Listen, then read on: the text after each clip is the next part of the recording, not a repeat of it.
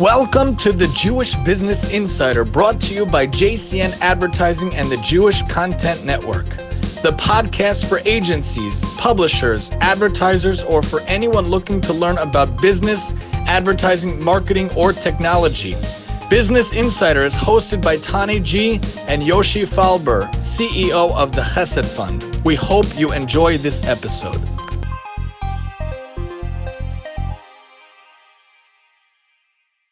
Hi, and welcome to the Jewish Business Insider. I'm Tani G. And I'm Yoshi Falber, CEO for the Chesed Fund. This show is brought to you by JCN Advertising and the Jewish Content Network. Thank you for joining us. We just met with Chayale Kaufman, and we had a phenomenal interview with her, learning so much. It was so astounding and fantastic. What do you think, Yoshi? Yeah, I would add the one and only Chayale Kaufman. It was very, very insightful. It always is. Talking to her is talking to a real outstanding example of a Jewish business insider. She has so much to offer and so much to bring to the table. That is so true. And there's actually two things that stick out for me from this fantastic interview. One of them is she talks about, and you'll see in the episode, how we want to break down hierarchy when it comes to the business model, when it comes to dealing with people. There's so many organizations, so many places out there where there is a hierarchy and it's not the best way. And for her, she talks about loving the playing field. Everyone's respected and valued and everyone's opinions on the same floor. I thought that was fantastic. Yeah, the discussion about sort of her company's corporate culture and keeping everyone motivated, keeping everyone feeling passionate, and keeping everyone with a spirit and an air of mutual respect. It was very, very, very eye-opening. The way she runs her company, I think, is a great model that so many people could learn from. It is such a good model to learn from. And a second thing that sticks out for me, and you'll see in the interview later on, is when it comes to dealing with people, who is our inspiration? Who could be your inspiration? And she talks to us, telling us that every person she meets really is an inspiration, someone to learn from. It brings to mind the popular adage from the Gemara and from Pirkei Avos about Ezehu Chacham Halom Mikol Adam. We talk about everyone you learn from, everyone you meet could be someone that you learn something from. I thought that was very interesting as well. Yeah, it's so true. And in her field, where she talks to so many different types of professionals, so many different organizations in Klal Yisrael, I'm sure she has a vast array of people to learn from every day. And I was happy to hear some of that sort of crystallized insight coming directly from her with all of her experience. I consider her a mentor also. You know, I learned a couple of things. We talked about some of the lessons that I've learned from her in the past, and she just added on more and more. So I got a tremendous experience. I hope our listeners will also. I hope so as well. And now we move to the part of this segment where we call the Insider Insight, giving a practical insight to use in your own life, in your own business, the Insider Insight. Would you like to advertise your business to thousands of targeted Jewish customers? Would you like to feature your cause on a network with thousands of users every month? With the Jewish Content Network, you can. Our easy-to-use platform allows you to start running an ad campaign in minutes. Choose which sites you want your ad to appear on and track your performance. Whether your budget is $50 or $5,000, the Jewish Content Network is the most affordable, efficient, and effective way to advertise to a Jewish audience. Contact us today to get started.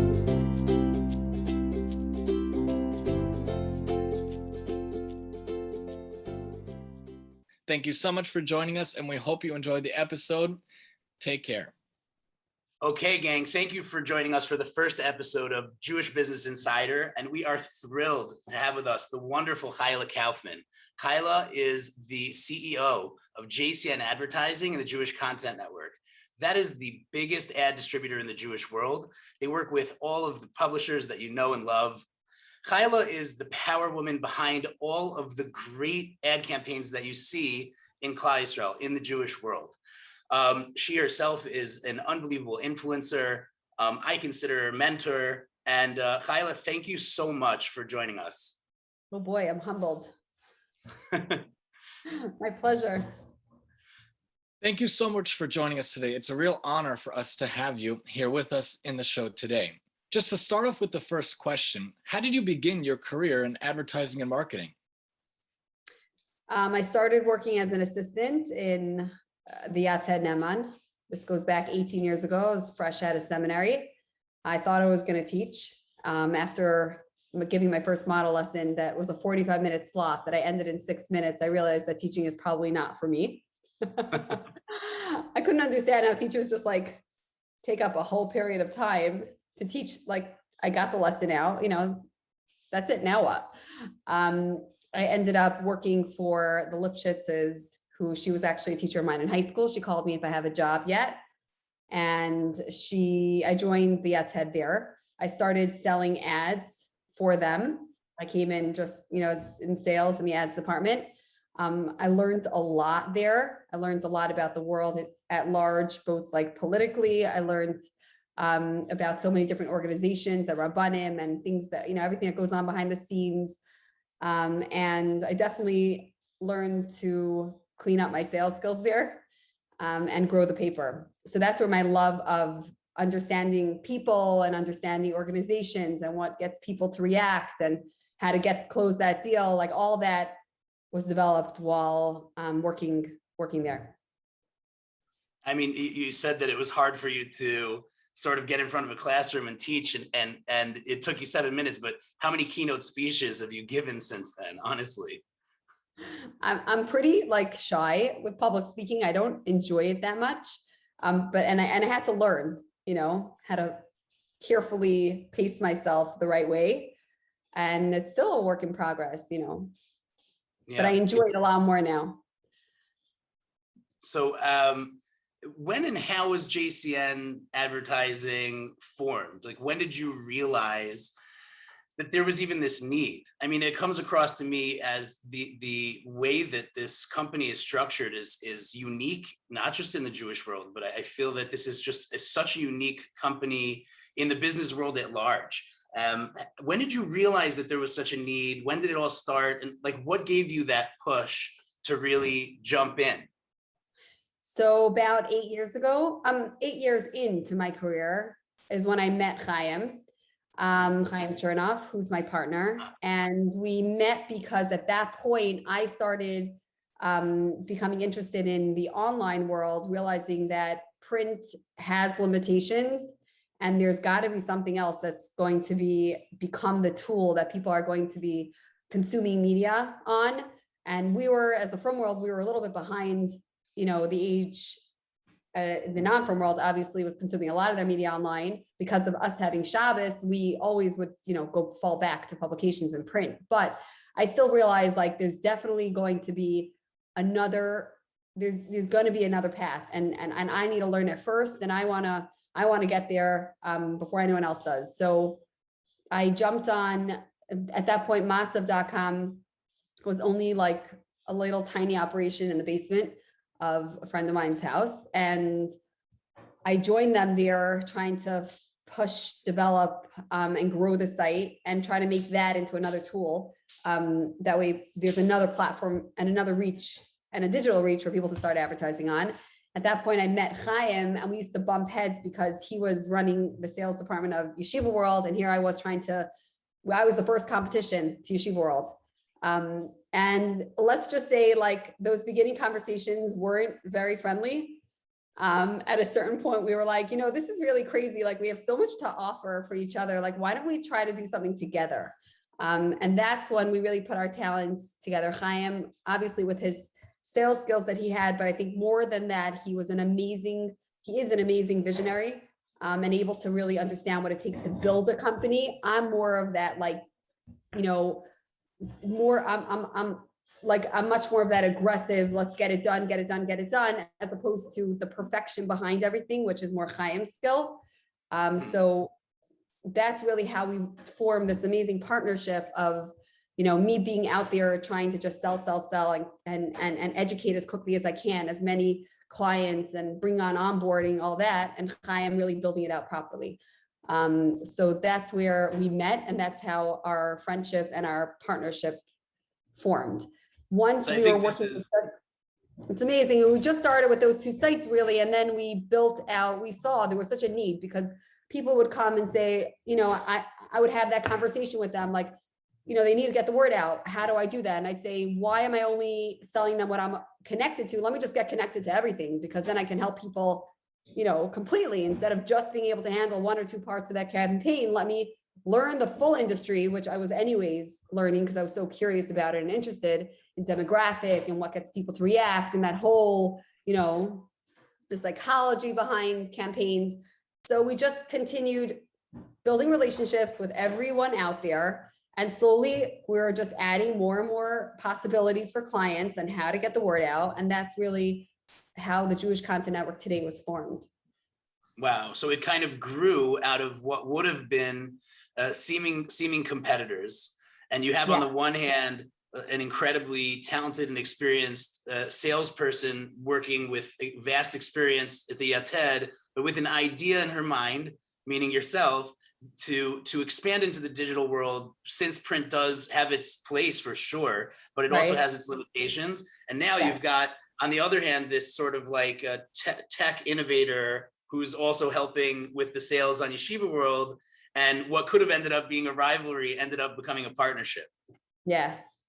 That's a very Jewish business model, but it's amazing. And so organically, just more and more publishers ended up onboarding, more and more people kept coming on. And now, like, how many publishers are on the Jewish Content Network and JCN Advertising? How many people are on there? How many publishers are on there? Well, it's amazing. I mean, the amount, I don't know the exact number of publishers we're adding as often as we can. Sometimes on a weekly basis, we'll get a new publisher. Sometimes, we're always researching, and that's definitely something that Chaim is very on top of. And as far as how many there are hundreds of campaigns that are actively live daily, running through our network. Wow. So that's awesome. Right? It's awesome. Like it's you guys realize, for our listeners, just all of the ads that you're seeing, all of the campaigns that you're seeing on all of these sites that you love, wherever you go to read the news, it doesn't matter where you are. If it's a Jewish site, you're likely seeing something that is part of JCN Advertising. Yeah, it's remarkable. It's an unbelievable model. Unbelievable.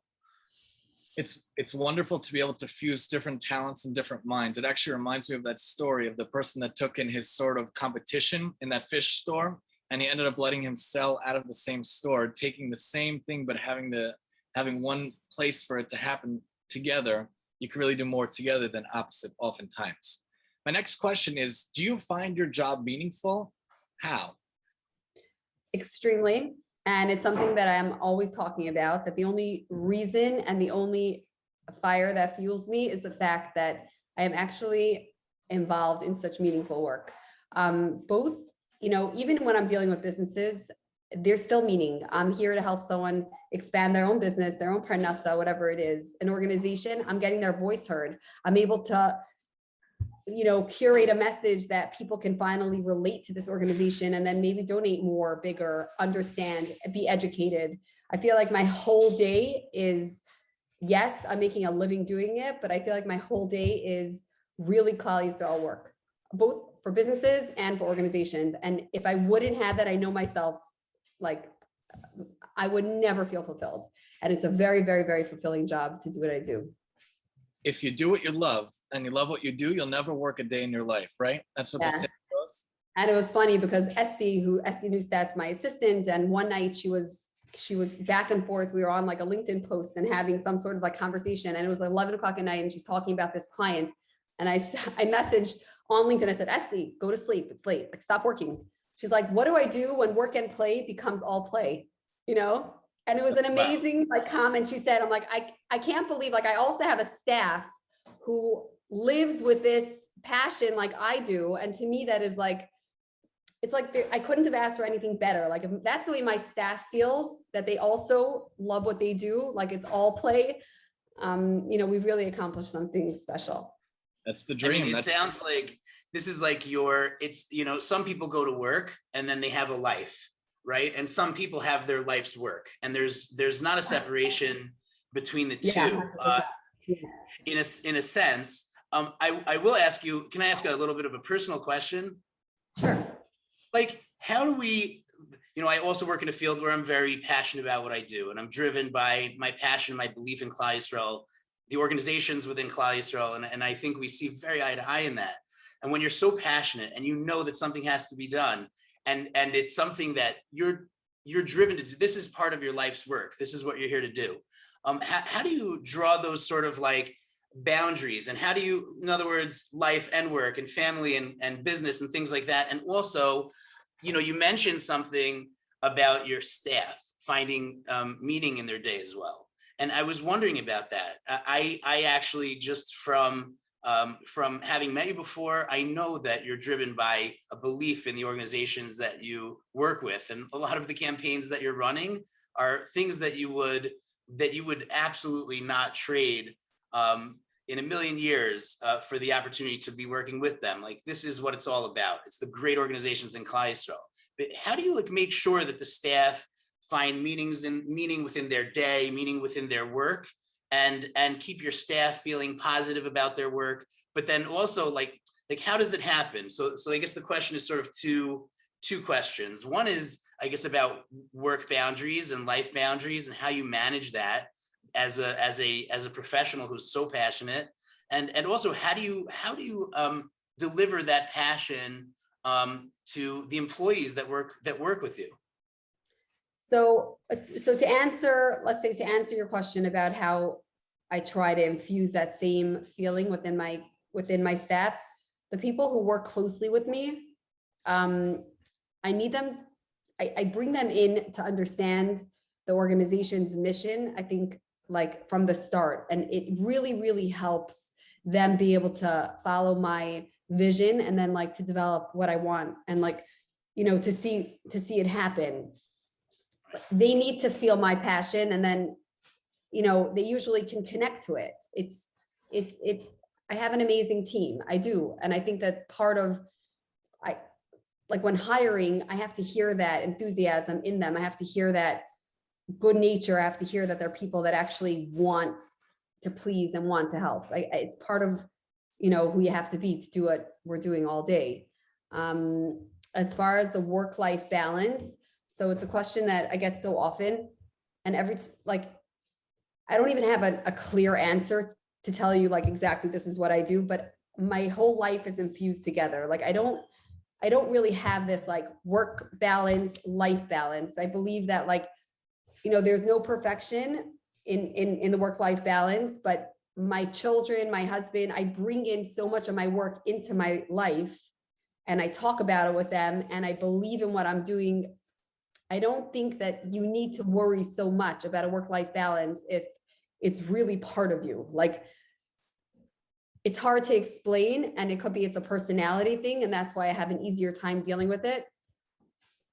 Because my children see that I live like the passion in helping Klal Yisrael. It's like, it becomes part of the way they're being raised.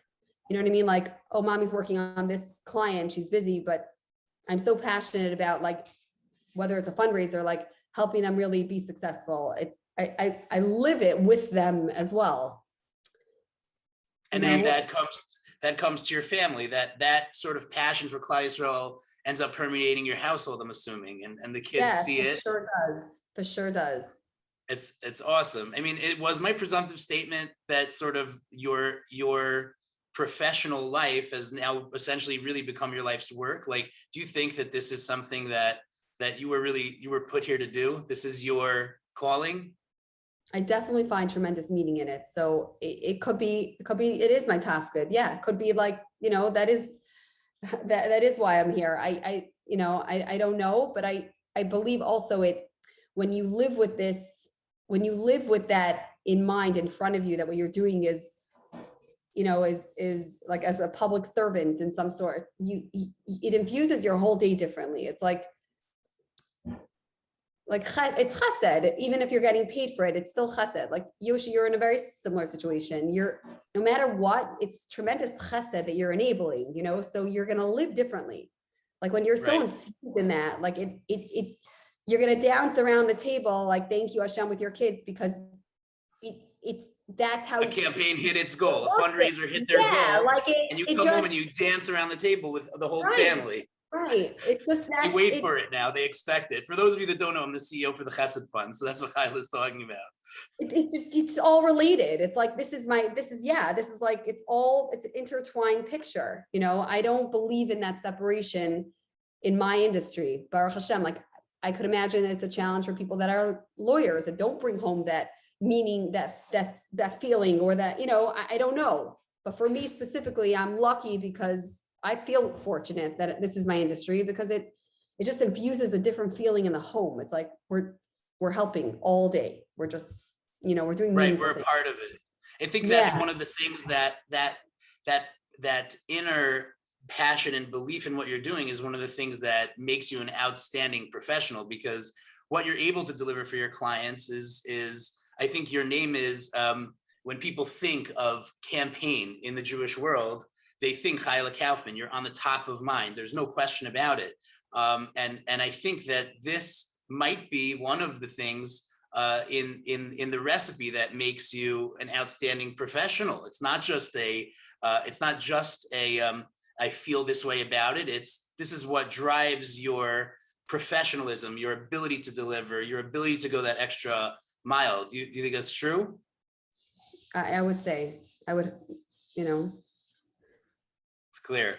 It's very clear. Thank you.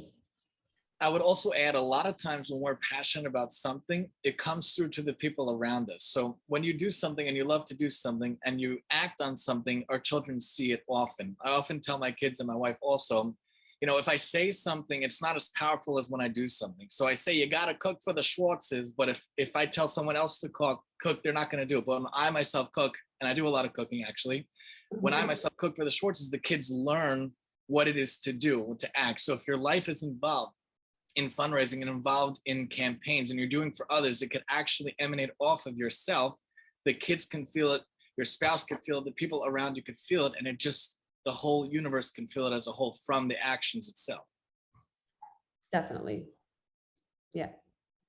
So when thinking about dealing with campaigns, when dealing with people, you work with a large team at JCN. So how do you bring out the best in the people that you work with? So I try to I call them my team players. Like we're all on the same team.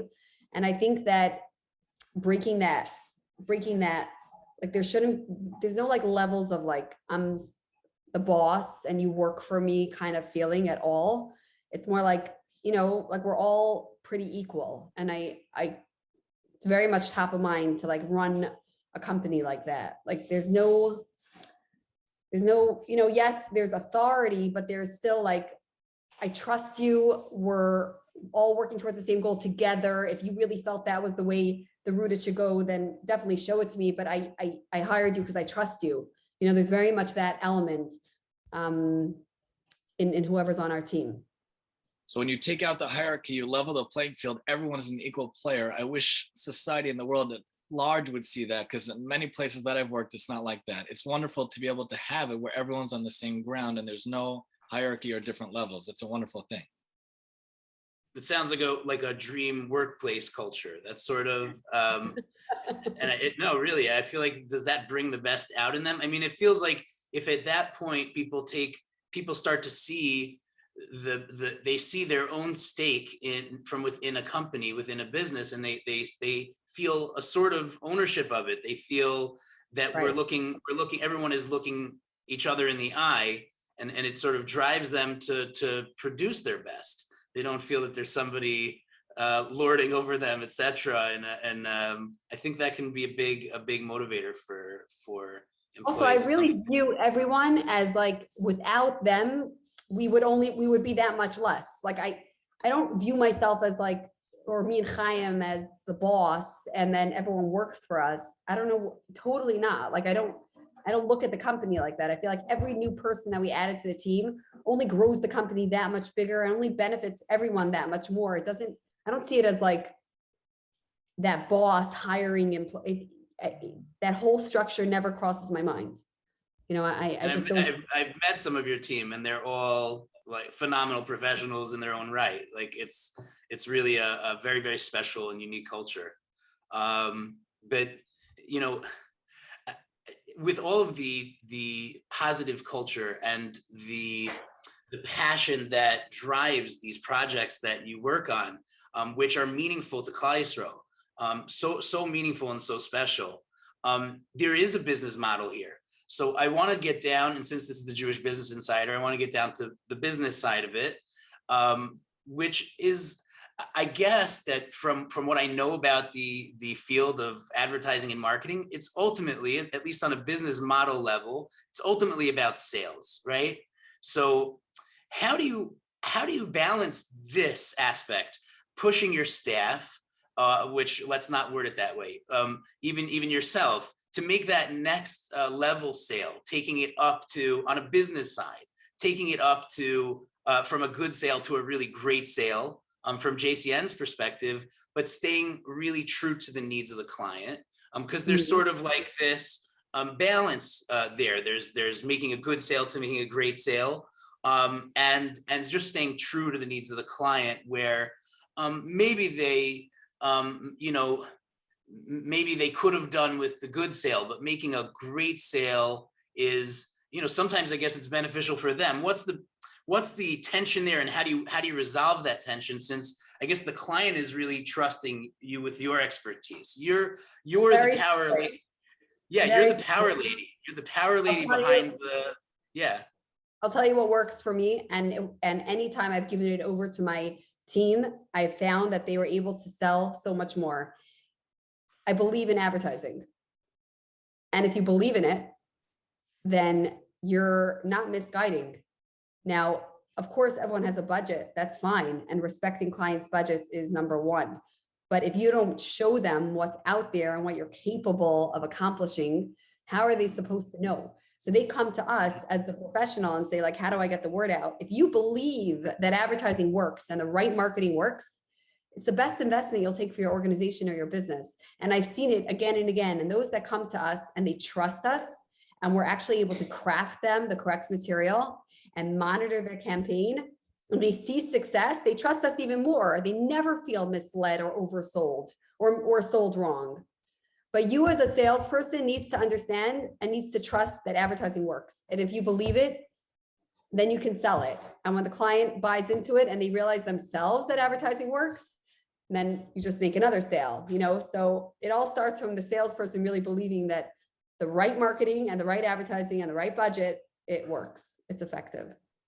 Right. I heard someone say that, advertising costs are, some people call them costs, and rather it's a healthier way to look at them as an investment in your cause, right? It's an investment. I heard you use that word and it popped out to me.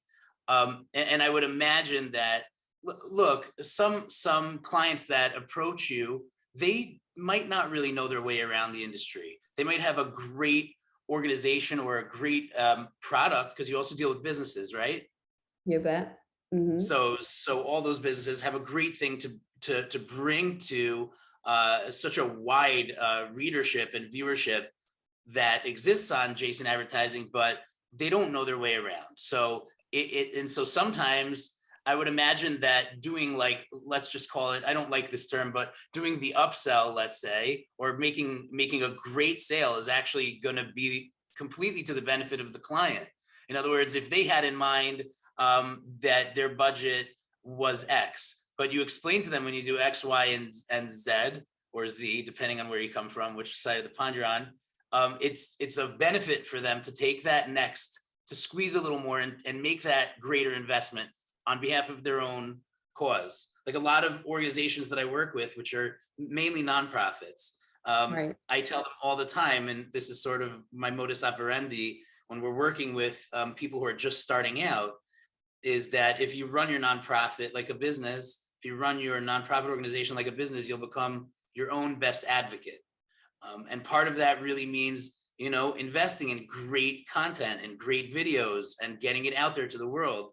Do you find that that's sort of true, that pushing to make the next level sale is really just benefiting the client more? Yes, but I do still feel like the client, it's so case by case. If I feel like the client's not ready for it, I would never push them to do that upsell, whatever, however you're describing it. Right. I feel like there's like with me specifically, there's an intuition I have when I'm talking to a client. Like, where they're really holding and where they're capable of holding, you know? So it's pretty much, it's not like a rule across the board that I use. I don't use any rules across the board, but the one rule I do use is that I do know that, you know, also they have to be capable of putting out the right material. So if they come to me and I'm the one creating the material, then for sure I'm more confident with pushing to the next level, right? But if they're a small-minded organization, they can't get their act together, then sometimes I'll even say like, maybe I'm just not the right fit, because the people that I need to work with are people that believe in marketing and believe in advertising and believe in sharing their business, their message, you know, that's the clients that I click with and I can actually really, really help them. So I think you can see the results there. And it sounds like very, very clear business savvy and sort of sharp business instincts and intuition, as you said, but like with a heart, with a real consideration for mindfulness. It's mindful. I care. They feel it. I get to know them, and I'm not going to mislead them. It kind of brings to mind the idea, if you build it, they will come. If you believe it, they will come. And if you believe it, it will happen. You have to believe in what you want to do in order for it to come. But when you're in these kind of things, sometimes people need a little bit of inspiration. So what is a book or some media that you someone? Most business owners have someone in their mind's eye they refer back to for inspiration when the going gets rough. Who's your inspiration? Do you get it from a person, a book, a mentor? So I'm not a book reader. And sometimes I feel like I look around and I'm like all like insecure about it. Like all these business owners and all these successful big guys, everyone's busy talking about the books they read and they show these bookcases in the pile. I'm a little bit ADHD like that. I will read a book and then someone will say, so what did you just read? I'll be like, you know, while I was reading it, I thought it was great, but I can't repeat to you one page I just read. Like, it's just, I'm not that kind of reader. Audiobooks in They the would works. be good for me. Which audiobooks in the works? Maybe that would be good. I would just saying. Space out. I would probably space out. But I'm just saying, podcast, Jewish Business Insider. It's, you know, this is it. This is the motto. But the people, I do find inspiration. I feel like what I'm always learning. I learn from people. Like I actively learn from people and I consciously learn from people, meaning I meet someone and in order for me to remember them, I try to remember something about them. And I think like, okay, what am I learning from them? So I feel like that's a way of like, it's like a double win for me. You know, I'm learning and I'm getting to know the person. And, you know, I try to get inspired from the people that I work with, people that I, you know, new clients, whatever it is. But there are people that I meet that inspire me most in business and organizations are the ones that like keep Hashem in their forefront. And it's amazing. You hear it right away. Like, you know, leaders that even business owners, like everything's about, you know, like Hashem is in the first conversation of, we're just doing the best we can. We're just like this. We're just messengers. Those kind of people to me, like I delve even deeper in helping them because they know they're not, there's no blame game. There's no credit game. There's none of that. It's all like, so like, we just all do the best we possibly can. I have a sister who has a very, very successful company, wig business called Sari Wigs. And she is a tremendous inspiration to me in that sense. She runs her business, I'm telling you, with God. Like that's people that run their businesses like that. And she's running a huge business and she has many, many, many people working for her and companies all over the world that carry her wigs. And still, it's like, it's not me. It's not the people that work for me. It's all, you know, we're here as messengers and we just do the best we can. And if this goes wrong, it was meant to be. And if that goes right, it was also meant to be. It wasn't, these kind of people inspire me. That's the way I want to be, you know? You should know also the Gemara tells us the Dvar Torah for the day. The Gemara in Pirkei Avos tells us, Ezehu chacham halomed mikol adam, Ezehu chacham haro es hanoled. So when a person can foresee the consequences of where the advertising can go, where the mission can go, where the idea can go, and if you can learn from everyone around you, that's really a life lesson for all of us to take with us every single day as well. Yeah. Right. Yeah. The Bali Musar, you know. I once heard somebody say the Bali Musar could take Musar even from sort of like the dust on the sidewalk. They could take Musar from everywhere. And if you work with so many people like you do, so many different heads of organizations and institutions, you have such an opportunity to do that. I have to tell you, honestly, I feel similarly in that regard. And one of my mentors, I actually consider you a mentor. In fact, something that you quoted, I remember, and I take it with me almost everywhere I go every day. So I have to, first of all, acknowledge you for it. I'm going to share with you what I learned from one of the things I learned from you. You said, I think it was on a LinkedIn post, you said that people are sort of afraid of sales jobs, or they're put off of a position in sales, or that would require any sales. And part of it is because they're nervous, or they're tentative about, making something that is just a predictable outcome at the end of every month, and et cetera, and they feel comfortable with that. But the way I remember you saying it is something that you learned in seminary, that if you go, it rains all the time, and Hashem is making it rain all the time. And if you go outside with a small glass, then he'll fill it up for you. But if you go outside with the whole bathtub, he'll also fill that up for you. And I take it with Rena Tarshish said that to me, said it in seminary, not to me, to the class. And also it just stuck with me. And I'm so happy that stuck with you also. It's an amazing I take it lesson. with me every day. And then, you know what's really beautiful about that teaching? Because like now I can say I went to seminary a little bit. So what's so beautiful about that teaching is that you realize at the end of the day, whether you have a cup or whether you have a bathtub or whatever, but it was Hashem that filled it up. It all came from him. It was all from him. And he's generating constant chef all the time. And it's just about, if you're willing to be there and be the kli for it. So it's a beautiful teaching. I would ask you, that's one of my favorite Chayale Kaufman quotes, but I would ask you if you sort of have like a favorite quote or teaching that sort of, you said you learned from everyone, but is there like one teaching that sticks out that just always kind of goes with you on your travels through the world of business? That definitely is. And that's probably why I even wrote about it. Because it's amazing to see that it's the truth. It's like it's all about holding the right keli, and we're just doing the best we can, and we're doing our shtadlus. Another important thing I think about all the time is that you don't get to keep what you don't fight for. And I also live with that, both on a personal level and on a business level, is that, don't assume, it's there for you to fight for, whether it's fighting for the best for your children, whether it's fighting to make sure that your marriage is in line and everyone's happy, whether it's fighting for your clients to make sure that they're getting what they need and you're fulfilling, what you committed to fulfill. It's all about making sure that your finger's on that pulse. It's, not letting things slip. You got to keep at it, don't assume things are just going to happen. I very much live like that. I'm constantly on it. I don't just expect. So it's also a pretty important business lesson, is just fight for it and, just keep going at it. It's like the muscle. It's like the muscle of the guy, when it's raining, and he's looking for Hashem, and he says, "Where's Hashem?" And then a boat comes by, and then the helicopter. Ultimately, we have to realize we have to put in our hishtadlus. We can't just expect things. We put in our work, and then hopefully we'll see the derech Hashem, the derech she'adam rotze lelech b'malichin oto, right? The way we want to go. Hopefully Hashem will take us. But the last question I'd have for you is, what would you say to someone that wants to start a career in advertising and marketing? I think the most important trait that someone needs to work through is just trying to understand human psychology a little bit and humanize everything. Whatever you're dissecting, dissect it from a level of like basic human understanding.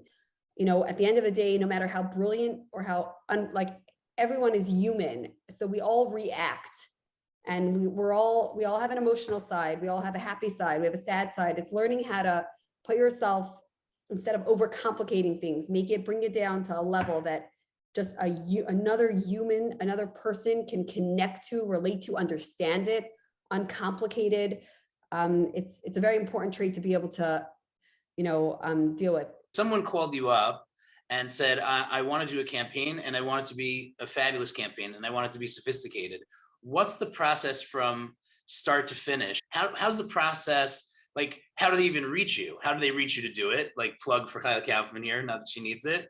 And also, and if somebody wants to actually go ahead and launch a really sophisticated, beautiful, like top shelf, excellent campaign, what's the process from beginning to end? Take us through Aleph Ad Taf. So we first do a brainstorming session. We get to understand their mission, who they are, what drives them, what they want people to feel from connecting to them, whether it's a business or an organization. That's about an hour, 2 hours of just talking, hearing the different people who are decision makers, going through that whole process. I have a team of writers that come on the call.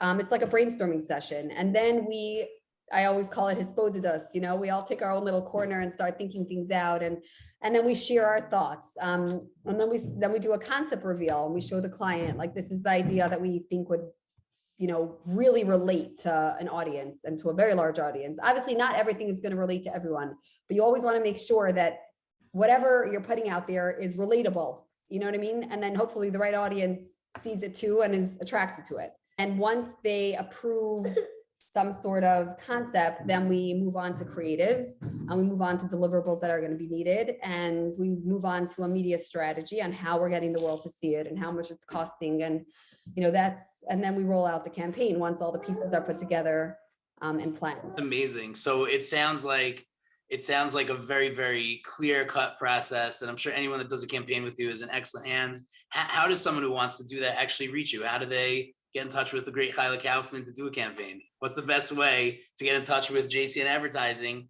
and get the word out for their businesses and their organizations? So a lot of people still have my cell number and just call me that way and say, hey, can we talk? And then we set up, we set up a time on our calendar that works for everyone. SD manages my calendar. Or people reach out to me on LinkedIn all the time. They email jewishcontentnetwork.com. There's a contact form there. They can ask to speak to me. It gets forwarded to me right away. I'm pretty accessible, reachable, and personable. So I don't try to make myself at all hard to get in any which way. That's awesome. Thank you so much for your time and for meeting with us. It's been a real honor, and we really appreciate your time and talking with us today. Thank you. Thanks so much. Thank you so much, Chayale. All the best. Okay. Thanks, Yoshi. Really appreciate it. Okay, bye-bye. Hashem Shabench you with continued success. Amen. Thank you. You just listened to the Jewish Business Insider podcast, brought to you by JCN Advertising and the Jewish Content Network. If you have questions for us, contact us via our website, jewishcontentnetwork.com, or call us at 845-287-0404. We'll see you next time at the Jewish Business Insider.